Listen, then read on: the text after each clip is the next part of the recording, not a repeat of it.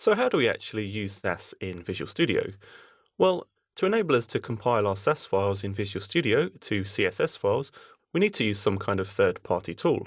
In this course, we're going to be using Mindscape's Web Workbench extension. This extension will take our Sass files and process them to create CSS files. And this extension is free, with a small upgrade fee to add some professional features such as auto CSS minification.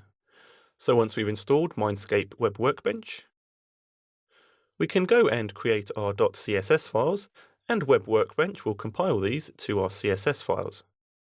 Just as a side note, in Visual Studio 2013 Update 2, the .scss file template was added, and also native editing support in Visual Studio for Sass files.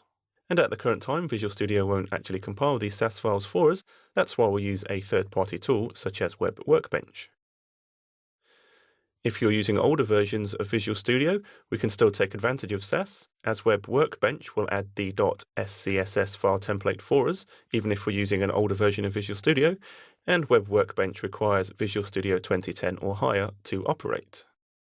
It's also worth mentioning that in Visual Studio we could be using any kind of web project, so we could be using simple HTML files, we could be using web forms, or even ASP.NET MVC.